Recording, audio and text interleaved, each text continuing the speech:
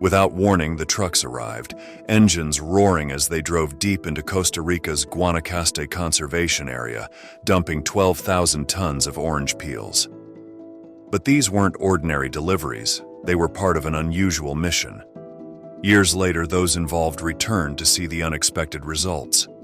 One by one, trucks ground to a halt, releasing a thick cascade of orange peels that covered the forest floor in a sticky, citrus-scented carpet. It wasn't just one truck. More came, creating a mountain of discarded rinds.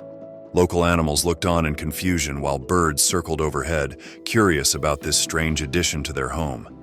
Amid the commotion, ecologists Daniel Jansen and Winnie Hallwachs stood by with anxious anticipation. To them, this wasn't destruction. It was the beginning of a bold experiment to restore a depleted ecosystem. Jansen and Hallwachs had dedicated years to conservation in Costa Rica, deeply moved by the country's rich biodiversity. Though small, Costa Rica holds 6% of the world's species, and protecting this treasure became their life's work. More than colleagues, Jansen and Hallwachs were a husband and wife team, both Princeton graduates and ecologists from the University of Pennsylvania who had committed themselves to restoring Costa Rica's unique habitats. Working as researchers and advisors in the Área de Conservación Guanacaste, ACG. They had witnessed firsthand how lush forests were being lost to cattle pastures, leaving dry, degraded landscapes nearly barren. Restoring these areas became their mission, as they sought ways to revive endangered tropical forests and protect countless species found nowhere else. In 1995, when Del Oro opened an orange juice factory near the conservation area, most feared it would harm the forest. Factories often bring pollution and deforestation, but Jansen and Hallwachs saw an opportunity in Del Oro's problem of excess orange waste, making juice left behind tons of peels and pulp each day, costing Del Oro significantly in disposal fees. Options like dumping or burning the waste were costly and polluting, and letting it rot attracted pests and foul odors. The ecologist proposed a daring idea: allow Del Oro to dump its orange peels within the conservation area in exchange for donating some land to the project. This plan was risky, but Jansen and Hallwachs had faith it could succeed. Years of studying forest ecology taught them that healthy soil is key for plant growth. Unfortunately, parts of the conservation area were nutrient poor due to prolonged cattle grazing. However, they noticed that orange peels, once decomposed, created nutrient-rich soil, similar to how dead leaves nourish forest floors. Orange peels contain essential nutrients like nitrogen, potassium, and phosphorus, crucial for reviving plant life. Nitrogen acts like food for plants. Without it, they can't grow new leaves or stay green. Just as people need food to grow and stay healthy, plants rely on nitrogen for their growth. Potassium, meanwhile, strengthens plant stems, much like calcium builds strong bones in humans, helping plants stand tall and stable. Phosphorus supports root growth, allowing roots to stretch deep into the ground to access water. The deeper the roots, the better a plant's chance of surviving through dry spells. As the orange peels break down, these nutrients mix into the soil, and rainfall helps wash them deeper underground. Plant roots then absorb this nutrient-rich water, like drinking a nourishing smoothie. The soil in this area was previously low in nutrients, making it hard for plants to grow, almost like trying to grow them in sand. But as the orange peels decompose, they enrich the soil, creating a fertile base that encourages new plant growth. The orange peels also had another important role. They covered the ground, blocking sunlight from reaching the invasive grass below. This grass had been consuming all the water and nutrients, making it difficult for other plants to thrive. When the grass died off under the peel layer, it made way for new plants to take root. The plan was risky. The ecologists knew they could harm the forest they were trying to protect if the experiment didn't work. However, they also recognized that if nothing changed, the poor soil would remain barren and limit plant growth. So, they decided to take the leap. Strict guidelines were set for the project. Only agricultural waste like orange peels and pulp could be dumped, and no pesticides were permitted. The peels also had to be washed to remove limonene oil, a natural compound that prevents plant growth near orange peels. By cleaning it off, the peels could nourish new plants instead. Furthermore, the dumping was limited to areas that had previously been cattle pastures. Del Oro agreed to these rules, glad to offload its waste for free and help the environment at the same time. The company planned to deliver 1,000 truckloads, totaling 12,000 tons of orange peels, every year for years to come. Altogether, they would deposit 250,000 tons of orange waste, enough to fill a football stadium. The experiment began in 1998. Truck after truck delivered orange peels to the designated area. At first, the site was chaotic, blanketed with peels, and the air was thick with the scent of citrus. Some visitors held their noses, remarking that it looked more like a landfill than a conservation area. But the ecologists weren't discouraged. They knew that nature would need time. They put up yellow markers to outline the peel dump site and documented the area's appearance with photos and notes. For a while, everything seemed promising. The orange peels started decomposing, the strong citrus scent faded, and small plants even began sprouting in some spots. It looked like the experiment might actually be working. But then, problems arose. Another juice company, Tico Fruit, took issue with the project. Unlike Del Oro, Tico Fruit had to spend a lot of money to dispose of its waste, and it didn't seem fair that Del Oro got to dump for free. Tico Fruit acted quickly, launching a campaign against the project. In 1998, they placed ads in newspapers and on TV, showing images of the peel piles and calling them mountains of rotting waste.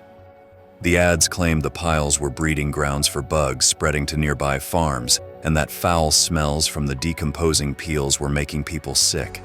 The campaign struck a nerve. Soon, people were writing angry letters to newspapers, and local farmers grew concerned that the rotting peels might attract fruit flies that could harm their crops. Environmental groups that had no role in the project started asking questions.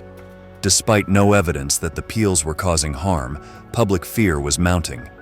Tico Fruit took the matter to court, presenting 3 key arguments. First, they argued that dumping waste in a national park was illegal, even if it was just fruit peels. Second, they claimed that the deal between Del Oro and the conservation area gave Del Oro an unfair advantage over other companies. Third, they worried the project would set a precedent, encouraging other businesses to dispose of waste in protected areas. The ecologists defended their project vigorously. They brought in scientists who explained the potential ecological benefits of the orange peels. The Rainforest Alliance, a respected environmental organization, supported the experiment, presenting data from similar initiatives that had used fruit waste to rejuvenate damaged lands. Del Oro also defended its role, showing it had complied with all conservation guidelines. The peels were chemical-free and placed only in areas already degraded by cattle grazing. The court case stretched on for several months, eventually reaching Costa Rica's Supreme Court. By then, about 12,000 tons of orange peels had been dumped, equivalent to the weight of 2,000 elephants, covering an area as large as 3 football fields. Ultimately, Costa Rica's Supreme Court ruled that the project had to stop. The judges acknowledged the potential environmental benefits, but expressed concern that allowing the project could set a dangerous precedent. They feared other companies might use it to justify dumping various types of waste in protected areas. The court's decision was a major setback for Janssen and Hallwachs. They were forced to stop the project immediately. The area where the orange peels had been dumped remained untouched, with no further additions allowed. Though disappointed, the ecologists respected the court's ruling. After the case, the project faded from public memory. The peel-covered area was left alone, and no one was permitted to interfere with it. Over the years, the site became overgrown, making it difficult to even locate where the orange peels had once been. As time passed, the story of the orange peel experiment became a legend among ecologists. Some called it a disaster, saying it had attracted pests and created issues. Others claimed it had transformed a barren pasture into a lush forest. But no one knew for sure. 16 years went by, and environmental concerns became more pressing, with climate change and forest restoration in the spotlight. In 2014, a team of researchers from Princeton University came across the story of the orange peel experiment. Intrigued by the idea of using fruit waste to restore forests, they decided to investigate. The team, led by a young scientist named Timothy Truer, planned an expedition to Costa Rica. When Troyer and his team arrived, they struggled to locate the old experimental site as the landscape had changed dramatically in the past 16 years. Using old maps and GPS coordinates, they searched for days. Finally, they reached what they believed was the right spot, but something was off. Instead of a field with decaying orange peels, they found themselves in a dense, thriving forest. Confused, they wondered if they had come to the wrong location. The team continued exploring the area, looking for any signs of the past experiment. As they moved through the lush vegetation, one of the researchers noticed a hint of yellow in the distance. Pushing through vines and branches, they approached it and found an old sign almost completely swallowed by plants. It was one of the original markers Janssen and Hallwachs had used to mark the site. They realized they had found the orange peel dump location after all. The team was stunned. The once barren pasture was now a flourishing forest. Tall trees, dense undergrowth, and an abundance of wildlife had replaced the orange peels. The transformation was incredible, and there was no visible trace of the peels. But they needed concrete evidence to prove their discovery. The team couldn't rely on appearances alone. They needed hard data. So they got to work. First, the team analyzed soil samples taken at 2 different times. Laura Shanks from Beloit College had collected the initial samples in 2000, just a few years after the orange peels were first dumped. Then Jonathan Choi collected new samples from the same locations. By comparing these sets, the team could track how the soil had changed over time. Next, they set up measurement stations throughout the forest. They marked out straight 100-meter lines, about the length of a football field, and measured every tree within 3 meters on either side. They recorded each tree's thickness and identified its species. For comparison, they also took similar measurements across the road, where no orange peels had been dumped. This way, they could directly compare the areas and see the impact of the orange peels. The results were striking.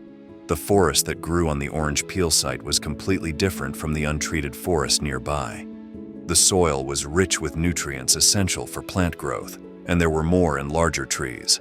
The team identified a dense canopy overhead, blocking out the sun, with 176% more plant biomass than in the untreated area. They even found a massive fig tree that took 3 people to fully embrace. In total, the team recorded 24 types of trees in the orange peel area, compared to just 8 on the untreated land. The soil was also noticeably richer and healthier. The orange peels hadn't just encouraged tree growth, they had revitalized the entire forest ecosystem. Animals that typically avoid open grasslands, like the tyra, a large forest-dwelling weasel, had begun to inhabit the area. Their presence further indicated the transformation of the site into a genuine forest ecosystem. Eager to share their findings, the researchers published detailed measurements, soil analyses, and comparisons between the orange peel site and the untreated areas, providing solid data for others to understand the results. The paper quickly caught the attention of the scientific community, surprising many researchers with the potential of agricultural waste, typically a costly disposal issue, to help rebuild forests. Some scientists raised questions. Could the forest have regrown on its own? Was it really the orange peels that made the difference? The research team pointed to the untreated land right next to the orange peel site as evidence. Both areas had the same starting conditions, climate, and weather, with only one difference: the orange peels. 16 years later, the impact was undeniable. The study also revealed something groundbreaking. Restoring forests is often expensive, involving the purchase and planting of young trees and the addition of costly fertilizers. But in this case, the only expense was the cost of trucking in the orange peels, waste the juice company would have paid to dispose of otherwise. Nature took care of the rest. Inspired by the success of the Orange Peel Project, scientists are now exploring other ways to use food waste for environmental benefits. Some are studying how to convert orange peels into fuel for vehicles, while others are researching how to make biodegradable plastic from orange peels to replace conventional plastics that pollute the environment. Companies are taking note too. Some food producers are exploring ways to turn their waste into resources that could benefit the planet and potentially save money along the way. However, it's essential to recognize that this approach may not work everywhere. Costa Rica's warm, humid climate played a big role in the forest's rapid growth. In colder regions, the process might be slower or even ineffective. Any plan to use natural waste like this must be handled carefully and with scientific guidance to avoid unintended consequences. For Jansen and Hallwachs, the outcome of their experiment was a dream realized. Although their project was halted early, it achieved remarkable results. Their inventive approach transformed an excess of orange waste into a tool for forest restoration. From heaps of discarded peels to a flourishing forest, this project shows how nature can work wonders when given the right conditions. The orange peel forest reminds us that unexpected solutions to major problems are possible. By thinking creatively and collaborating with nature, we could discover ways to tackle environmental issues using resources we often discard. Could this approach work elsewhere? And what other types of waste might help rejuvenate ecosystems? The story of the orange peel forest challenges us to see waste differently. Next time you peel an orange, consider that it may be more than just waste. It might hold the potential to start a forest.